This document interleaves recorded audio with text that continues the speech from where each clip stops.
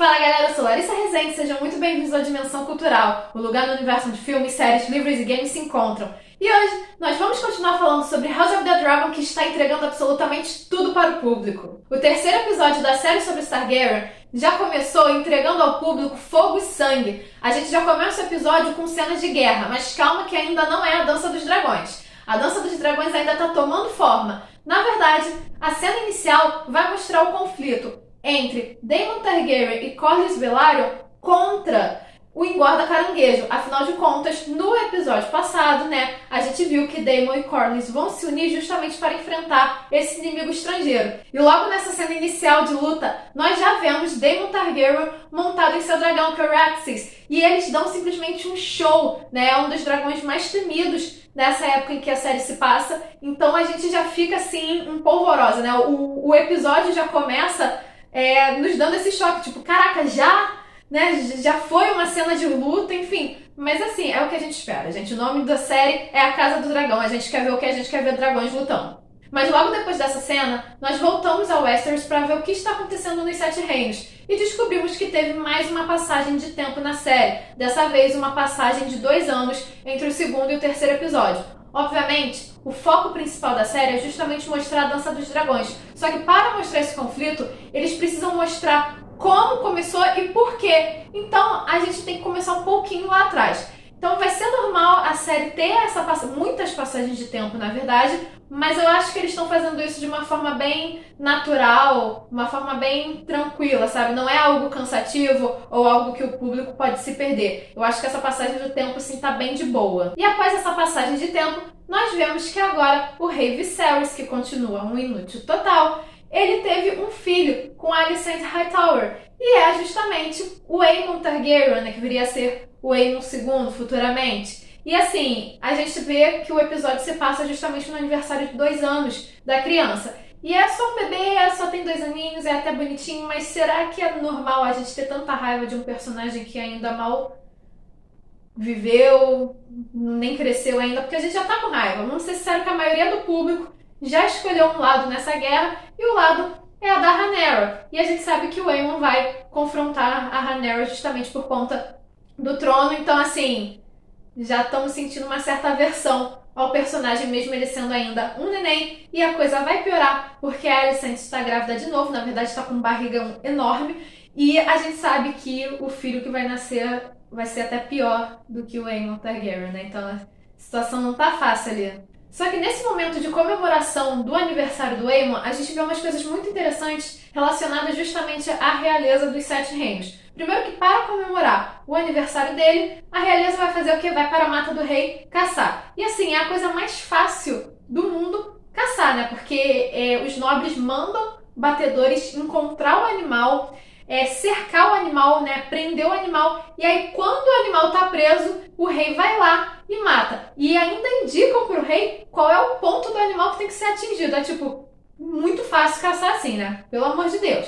Mas além disso, a gente também vê que a Alicent, ela tá num salão improvisado com outras mulheres nobres, e uma dessas mulheres, de uma das famílias nobres de Westeros, a gente vê que ela tá com um pug, um pug de estimação, um cachorrinho. E é muito legal, porque a gente nunca tinha visto outro animal no universo de Game of Thrones relacionado ao nosso mundo. Além, obviamente, de javalis, lobos, cavalos, que são animais mais similares, que se conectam mais ao universo da fantasia medieval. Mas o pug faz total sentido, porque há séculos atrás esse animal era relacionado justamente à realeza europeia, então acaba sendo uma referência bem interessante também. Mas a questão política mais importante em relação a essa cena é justamente as supostas propostas de casamento que Rhaenyra Targaryen está recebendo. Afinal de contas, passou-se 2 anos do episódio passado, então ela já tem 17 anos, ela já é maior de idade, ela já tem que se preocupar com essa questão do casamento.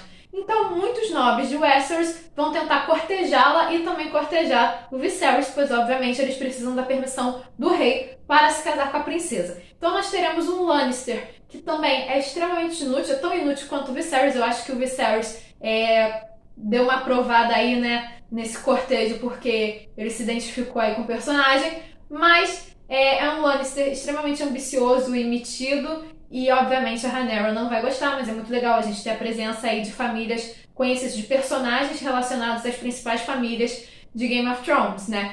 Além disso, nós também teremos outras propostas, então são muito interessantes. Tipo, o Otto Hightower, ele vai fazer uma proposta bem decente do rei, né, ao rei, para justamente dar um fim a essa questão do casamento da princesa. Ele vai propor que o rei case a Rhaenyra com o Aemon, seu irmão mais novo, né? Até aí, ok, porque a gente sabe que os Targaryen casavam entre si. Na verdade, o Viserys, ele fica espantado com essa proposta, não por serem irmãos, né? Ele encara isso com muita naturalidade, mas pela diferença de idade, né? Que o Aemon tem apenas 2 anos, então ele fala que não vai casar sua filha adulta com uma criança de 2 anos.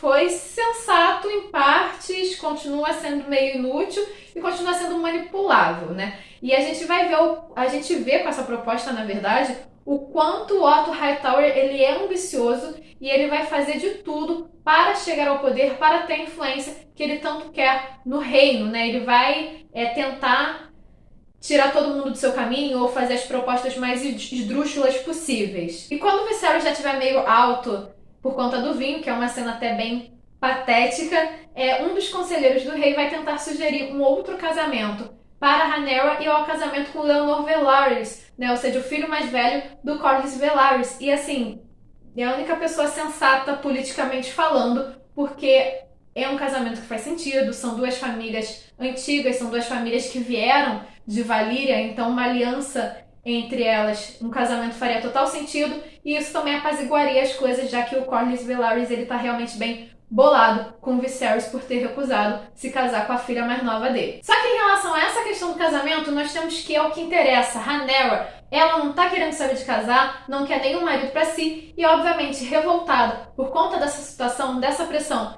e com raiva pelo pai ter se casado com sua melhor amiga, ela vai sair cavalgando para a mata do rei e o Sir Criston Cole vai atrás para proteger a princesa, né? E é muito legal a interação deles na floresta, é uma interação muito amigável, é uma interação assim de companheirismo, de que um compreende o outro, e por mais que seja esta interação, né, não tenha passado disso, eu achei muito legal a química dos atores. Eu acho que os atores combinaram, os personagens têm um entrosamento maneiro, se identificam em relação a certas questões, coisas que eles já viveram, né? Então, assim, shippei. Não vai rolar nada, mas gostei, shippei. Tô torcendo pros 2, mesmo sabendo que é uma torcida em vão. E quando os personagens estão no meio da mata do rei, eles são atacados por um javali. E é uma cena extremamente tensa, pois a Rhaenyra corre extremo perigo nesse momento, só que ela consegue dar a volta por cima e ela mata o javali de uma forma extremamente corajosa. É uma cena incrível, na qual a personagem mostra toda a sua força. Rhaenyra 1, Robert 0. Além disso, quando os personagens estão a ponto de voltar para o acampamento, um cervo branco aparece para Rhaenyra. E é muito legal isso, porque a corte vai caçar justamente porque eles estão querendo matar esse cervo branco, né? Reza a lenda que antes dos dragões chegarem a Westeros, o cervo branco era considerado o grande rei daquelas matas. Então, assim, eles estavam ali porque se eles conseguissem matar o cervo, traria sorte para o Aemon. E, na verdade, o cervo não aparece para ninguém a não ser para Rhaenyra, né? Eu acho que, assim, o cervo já escolheu quem deveria ser a sucessora do trono, quem deveria ser a próxima monarca. E para terminar o episódio, nós voltamos a Stepstones para ver como anda a guerra, né? O episódio começa com guerra e vai terminar com guerra, porque é isso que a gente quer ver, é isso que a gente gosta numa fantasia medieval. E aí o Daemon vai ser usado como isca, justamente para tentar pegar, né, tentar matar o engorda caranguejo. E no momento em que o exército inimigo tá lá, sai das cavernas, tá lá lutando, né? Leonor Velaryon, ele vai chegar montado ao seu dragão e vai tacar fogo em tudo. Ou seja, nós temos 2 ações com dragões nesse episódio. Então foi sensacional. Nós vemos o embate do Daemon com o engorda caranguejo. E essa cena final, ela foi completamente incrível. Ela complementou todo o episódio, porque a gente vê que as cenas de ação estão maravilhosas, os efeitos especiais incríveis, não só os efeitos especiais em relação aos dragões, mas nas cenas de batalha, né, os ataques, as feridas, principalmente as feridas, elas estão extremamente realistas. Então, assim, foi um episódio muito legal, principalmente em relação à política externa de Westeros. Esse terceiro episódio, no geral, ele vai trazer questões muito mais políticas em relação aos Sete Reinos, tanto em relação à política externa quanto à política interna. A gente vai ter um início e um fim com cenas de extrema ação, porque é justamente a guerra, né? Vai mostrar como é que vai se encerrar essa guerra contra a triarquia, mas dentro dos Sete Reinos a gente tem uma sequência de cenas um pouco mais branda, na qual mostra as intrigas políticas de uma forma bem mais discreta, né? Ainda não tá uma coisa gritante, mas é extremamente importante para ver como vai andar a relação entre os personagens e por conta dessas relações, como é que vai surgir, né? Como é que vai começar justamente a Dança dos Dragões. Então, no próximo episódio, a coisa vai pegar cada vez mais fogo. E vocês, o que acharam desse episódio de House of the Dragon? Curtiram? Esperavam um pouco mais? O que acharam dos efeitos, das cenas de ação? Deixa a opinião de vocês aqui nos comentários e não se esqueça de curtir esse vídeo e de se inscrever no canal para continuar acompanhando as nossas aventuras. Nos vemos na próxima!